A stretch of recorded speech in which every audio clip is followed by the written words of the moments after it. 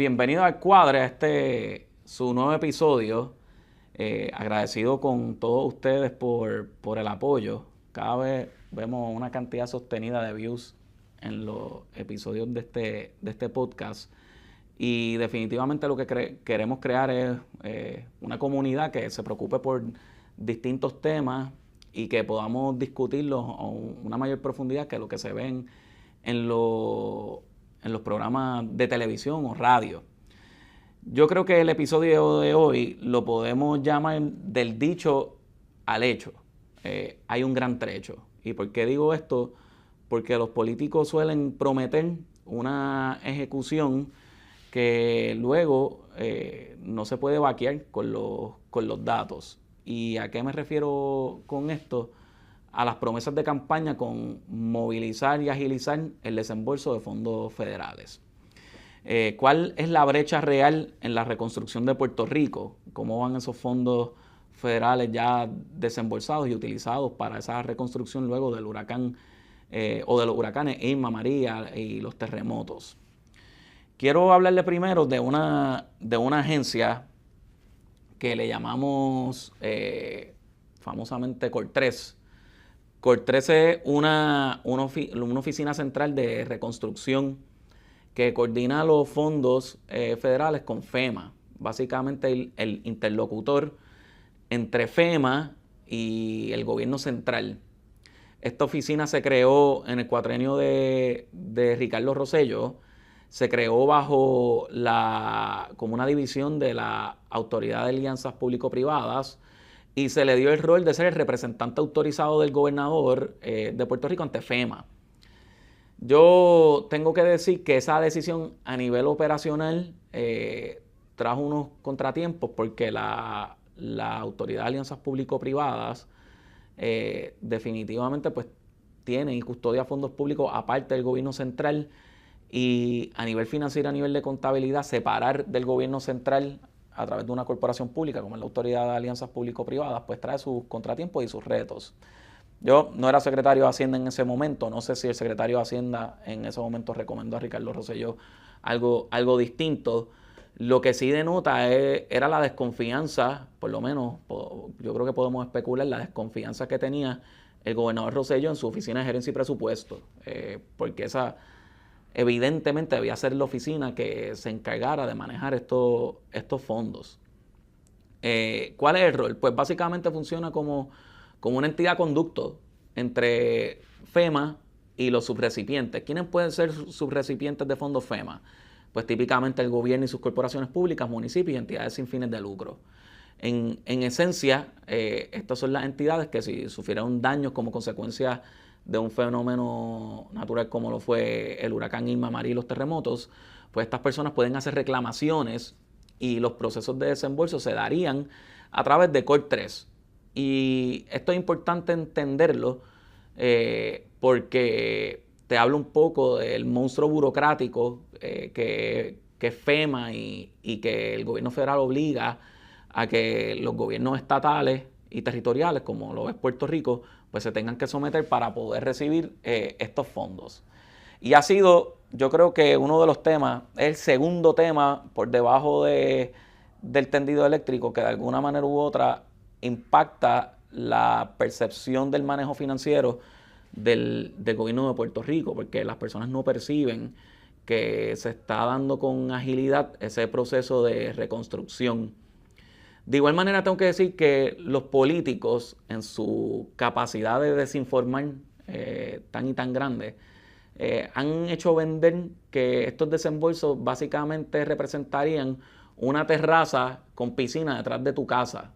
Han hecho vender esta falsa realidad que ese proceso de reconstrucción de la noche a la mañana, pues Puerto Rico iba a dejar de ser Puerto Rico y de repente se iba a convertir en la infraestructura de Japón, en un abrir y cerrar de ojos. Y esa venta tan falsa, yo creo que en gran medida ha sido contraproducente contra los mismos políticos que han tratado de alguna manera u otra de vender un proceso de reconstrucción que va más allá de la realidad.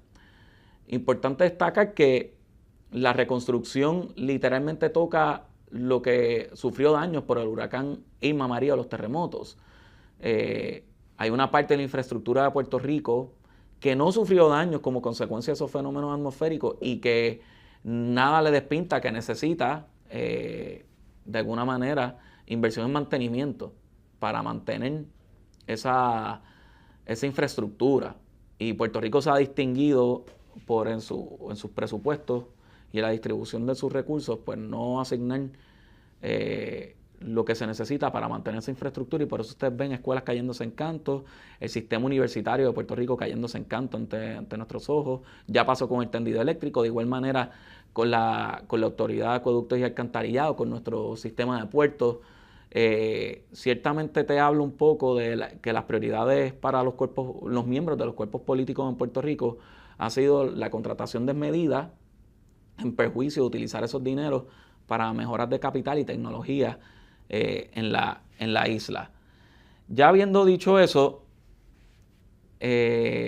la gobernadora de Puerto Rico fue muy enfática con este mensaje, porque ella fue la comisionada residente durante la época de los huracanes Irma y María, y durante ese tiempo pues se dieron asignaciones millonarias, de los cuales ella reclamó autoría y un rol fundamental para que se asignaran estos fondos federales a Puerto Rico. Yo creo que ella estaba aprendiendo de una manera muy, muy dura, que una cosa es asignar y otra cosa es desembolsarlo y utilizarlo para los propósitos.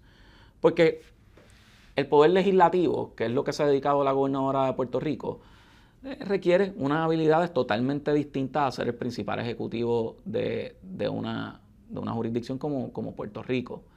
Los legisladores gozan de inmunidad parlamentaria. Los legisladores no tienen la responsabilidad de tener que ir el paso a paso para la implementación de política pública. Ellos legislan en ese proceso, debaten, filosofan, analizan y votan en los casos que puedan votar, por ejemplo, en la legislatura aquí local. Pero en Estados Unidos ni siquiera eso, un comisionado residente ni siquiera tiene la responsabilidad de tener que votar. Y yo creo que dentro de ese prejuicio y esas condicionantes, la gobernadora de Puerto Rico prometió unas cosas en campaña que no necesariamente se están materializando en sus primeros 10 meses de mandato como gobernadora de Puerto Rico, cuando las millas cuentan, cuando en efecto ya la inmunidad parlamentaria deja de existir y cuando te conviertes en el principal responsable de la implementación de toda política pública estatal en Puerto Rico. Parte de la campaña, la gobernadora decía que el problema de la distribución de fondos federales era el COR 3 y ella promovía la eliminación de dicha oficina. Yo tengo que ser justo en esto, yo no difiero totalmente de su apreciación. Creo que la determinación del gobernador Rosselló cerca del 2017 o 2018 con la creación de la oficina del COR 3 se debió haber dado directamente en el gobierno central sin asignarlo en una corporación pública. ¿Por qué? Porque esto trae unos contratiempos a nivel de estados financieros, le dan la responsabilidad a la Autoridad de Alianzas Público-Privadas a reportar todas las transacciones de COR 3 a través de esa corporación pública. Los umbrales de materialidad se expanden significativamente cuando se agrega eso a una corporación pública más pequeña, sustancialmente más pequeña que el gobierno central, y definitivamente acarrea mayor trabajo de los auditores externos, mayor trabajo de los departamentos de finanzas, tanto del gobierno central, que sigue siendo el responsable de la custodia de estos fondos, y la Autoridad de Alianzas Público-Privadas, que venía obligada por delegación del gobernador de manejar el proceso y ser el representante autorizado del gobierno ante FEMA. Obviamente, el liderato de las alianzas público-privadas en aquel momento pues contaba con un gran liderato, y creo que eso en gran medida influyó a que el gobernador Rosselló tomara esa determinación. Por eso yo no veía totalmente descabellado la interpretación de la gobernadora diciendo, mira, esta oficina hay que repensarla. Ella hablaba de eliminarla. Los legisladores tienden a pensar así, con un abrir y cerrar de ojos las cosas se pueden solucionar. Lastimosamente y en perjuicio de los puertorriqueños, pues la gobernadora ha estado aprendiendo esto de la peor manera posible. Así que en la campaña se tiene esta promesa explícita de eliminar el Core 3. En el 2025, en enero, comienza a hablar que va a cumplir con esta promesa de campaña y que ella entiende que FEMA no va a eliminar o no va a impedir que se implemente su visión, pero el 12 de enero designa al licenciado Eduardo Soria como nuevo director de Core 3, oficializando con sus acciones la continuidad de la oficina. Y esa es la primera contradicción que podemos ver entre las promesas y la consecución y ejecución de esas promesas.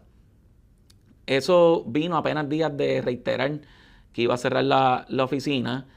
La primera señal de la brecha entre el discurso político y la realidad de las operaciones de la rama ejecutiva. Podemos argumentar que tal vez no debió haber prometido eso como una solución, porque no lo es. A pesar de que yo le acabo de hacer aquí una locución de por qué Core 3 debió haber estado en el gobierno central y no en una corporación pública aparte, pero francamente son pequeños detalles que tal vez hubiesen simplificado un poco algunas cosas, pero no hubiese cambiado dramáticamente el desembolso de estos dineros. El narrativo oficial, pues básicamente uno ve que el gobierno federal, su comisionado residente o comisionada, en este caso la gobernadora y en aquel momento comisionada residente, reiteraban muchos anuncios de asignaciones de fondos, pero ahí solo comienza la historia. La asignación no determina la consecución de los eventos que convertirían esa asignación de fondos en política pública implementada, que es la reparación de esa infraestructura que sufrió daños como consecuencia de los pasos de huracanes y los terremotos. Y realmente otra cosa que se distingue de la realidad es básicamente el desempeño de los desembolsos bajo el mandato de la gobernadora Jennifer González. ¿Por qué? Porque del dicho al hecho hay un gran trecho. Y eso es lo que se ha estado manifestando en los primeros 10 meses de mandato de la señora gobernadora. Esto me recuerda un poco los primeros meses o los meses luego de la elección, cuando se constituyó ese comité de transición representando a la señora gobernadora como ese comité entrante con el comité saliente. Gran parte de ellos, pues, compañeros de mis compañeros, mientras yo fui parte del gobierno del gobernador Pierluisi. ¿Qué pude descifrar allí? Que el comité entrante no tenía la más mínima idea a lo que se estaba enfrentando, porque si lo hubiesen sabido y reconocido, tal vez hubiesen sido un poco más prudentes con las expresiones y con los adjetivos tan peyorativos que se utilizaron en ese proceso de transición. Y por otra parte, tal vez se hubiesen enfocado un poco más en lo verdaderamente importante, que era la transición dentro de las agencias. Yo sé de primera tinta que en agencias claves ese proceso de transición no se dio.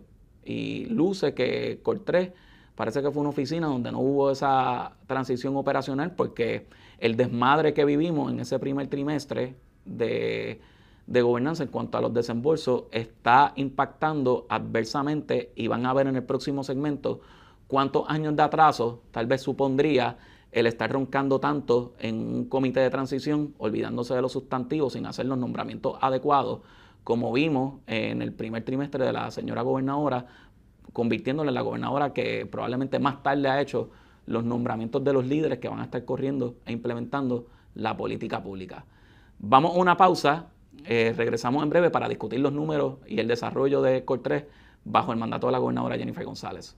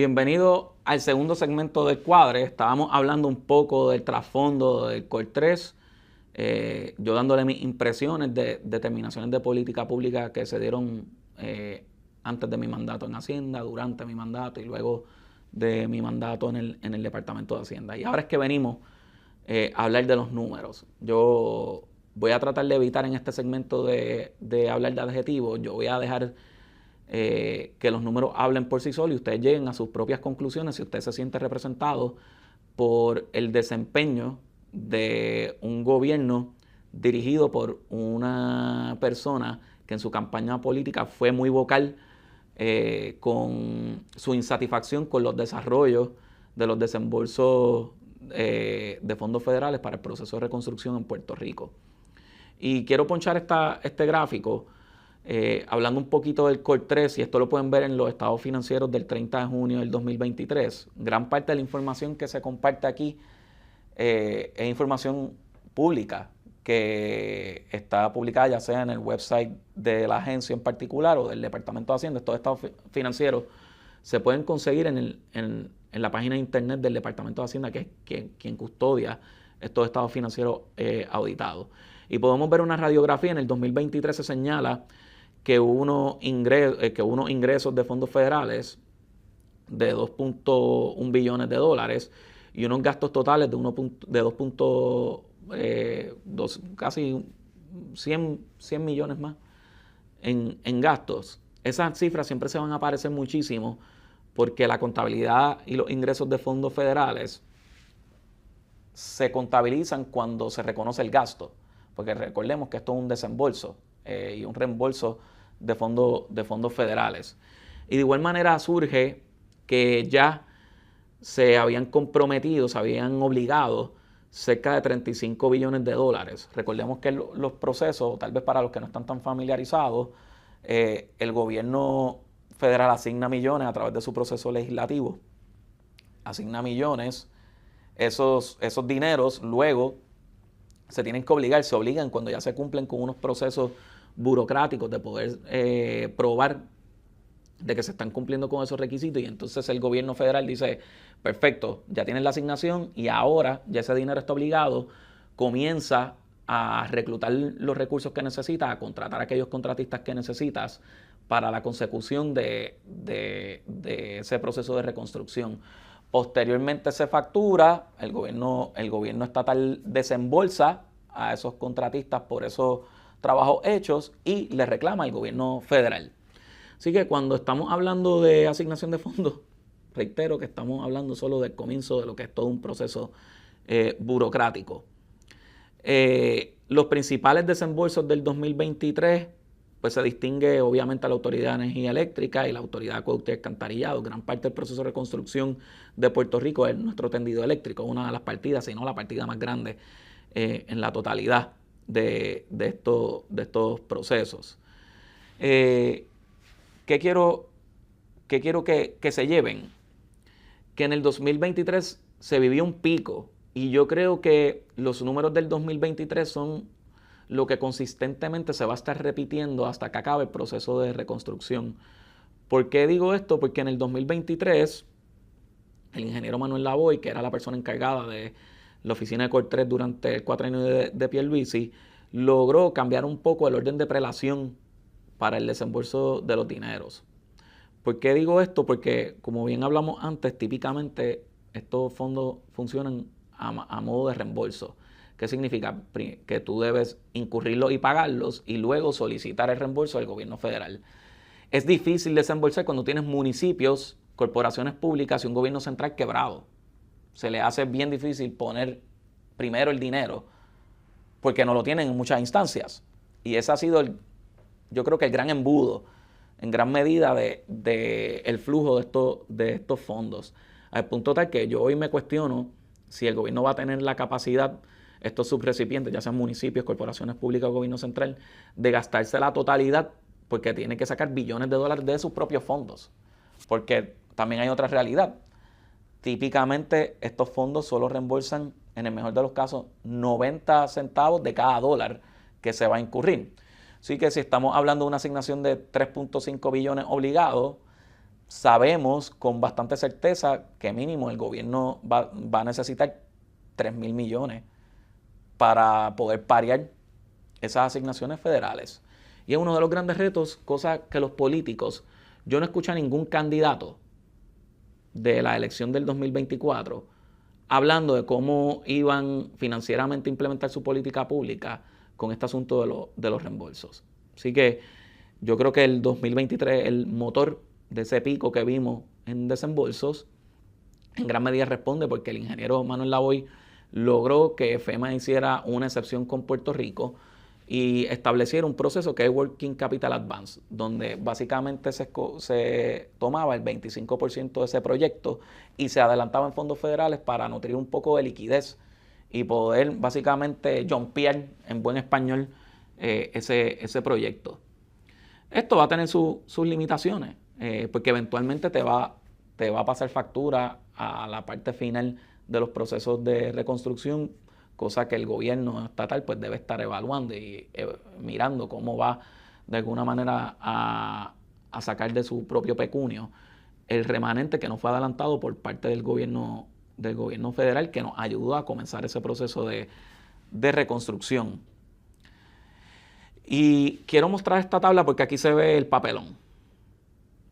Una cosa es hablar para las gradas en una candidatura política, hablar desde los prejuicios que puede tener una persona cuyo cargo no tomaba en consideración la ejecución de política pública, porque una cosa es ser legislador, cosa que es muy importante para Puerto Rico, y otra cosa es ser el principal ejecutivo de la isla.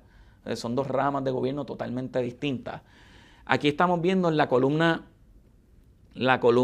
de azul oscuro, representan los desembolsos en el último año del cuatrenio del gobernador Pierluisi, y la columna derecha, un azul un poco más violeta, un poco más claro, es el desempeño del gobierno actual durante estos 4 trimestres.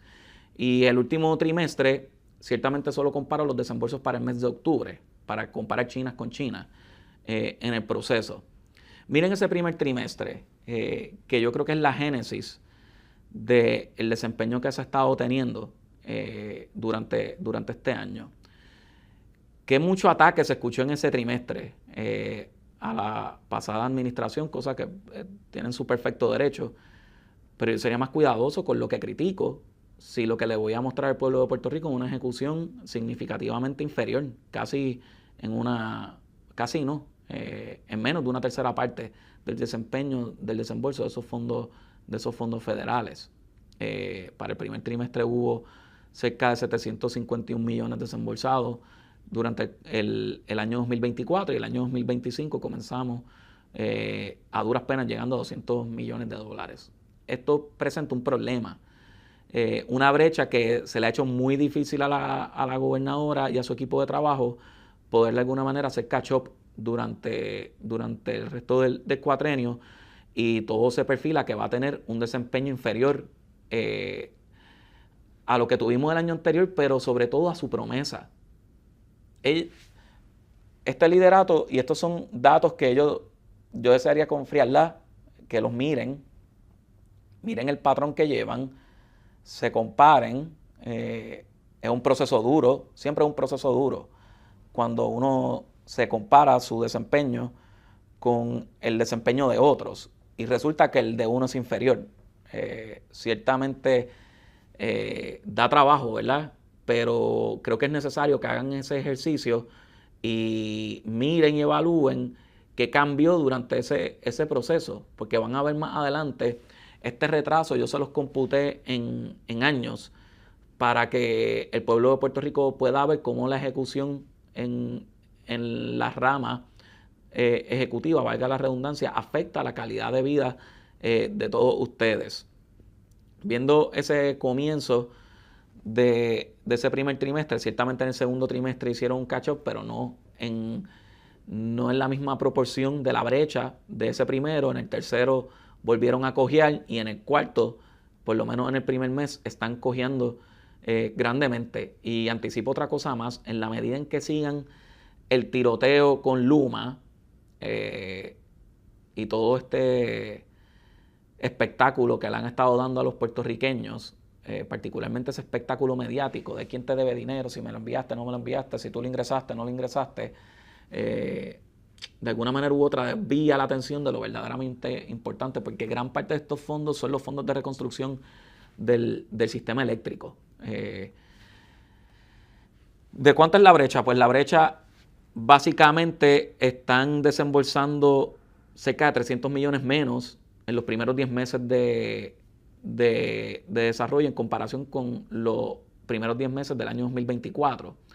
Eso supondría cerca de 16% menos en desembolso de fondos como parte del proceso de reconstrucción. ¿Qué pudiera estar causando esto? Pues número uno, que ya se ve una reducción en la velocidad del pago.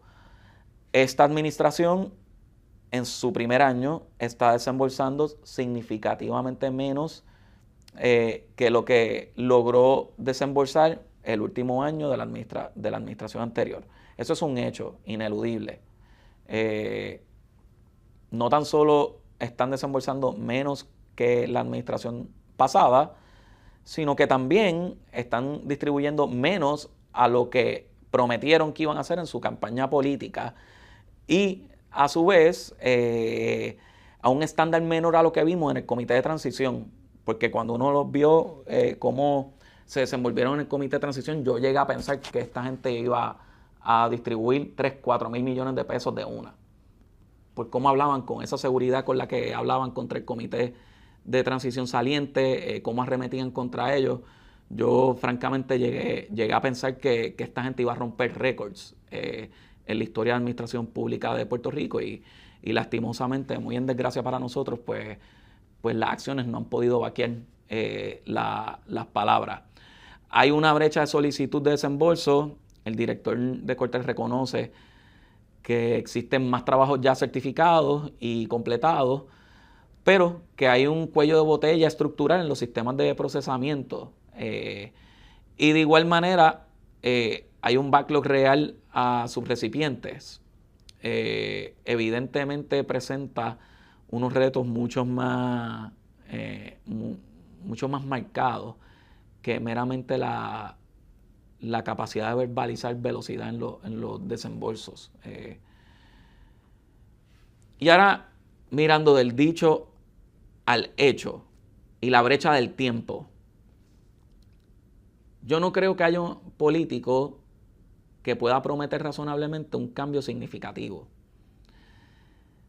Y yo creo que este mensaje debe llegar claro a ustedes, porque ciertamente va a llegar el 2028 y van a vender 28.500 promesas que se les van a hacer muy difícil poder vaquear, como ya estamos aprendiendo a la mala durante estos primeros 10 meses del mandato de la señora gobernadora. Hay 25.000 millones de fondos obligados pendientes a distribuirse aproximadamente. El desembolso, el run rate al que se iba desembolsando, llegó a estar en un pico cerca de 1 millón o 1.850 millones de dólares. Eso ha bajado en los primeros 10 meses a 1.550.000, comparando los primeros 10 meses del 2024 con los primeros 10 meses del 2025. Esto supondría un retraso aproximado de 2.60 años en el proceso de reconstrucción de Puerto Rico. Si miramos el desempeño, el desarrollo de la reconstrucción de Puerto Rico, en su valor en dólares y centavos, que vaya paralelamente con el tiempo, el pueblo de Puerto Rico se ha atrasado en más de 1.000 días aproximadamente en su proceso de reconstrucción. Eso equivaldría, vamos a ponerle 900 días, equivaldría cerca de, redondeando, a 3 años. Si la tendencia de este equipo de trabajo sigue en declive, este atraso va a ser mayor. Así que nos queda desearle el mayor de los éxitos a este equipo, porque evidentemente el desempeño de ellos nos va a afectar.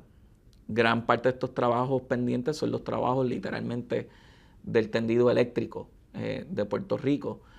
Así que es algo de la importancia al más alto nivel que se debe tener en ejercicio de prioridades. Y a ustedes, los electores, mi recomendación es que evalúen estos foros y los miren y los utilicen para hacer sus ejercicios en el año 2028.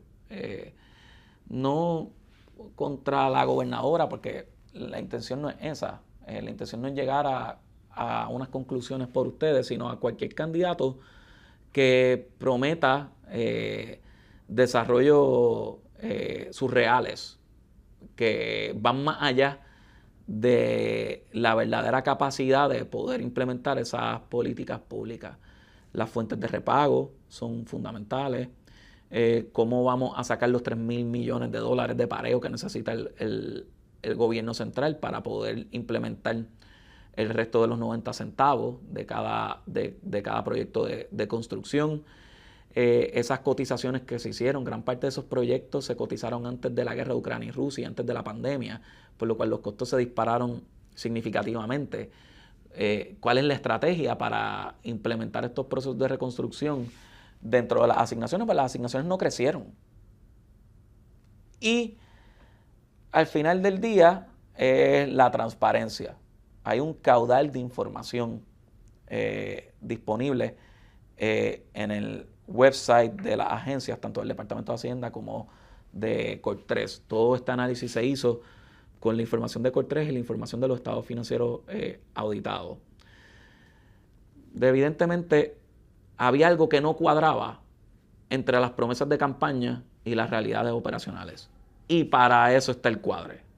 Si les gustó este episodio, opriman like, opriman la campanita, suscríbanse al canal de Jugando Pelota Dura y nos vemos en la próxima. Señores, Jugando Pelota Dura se fortalece en el mundo digital.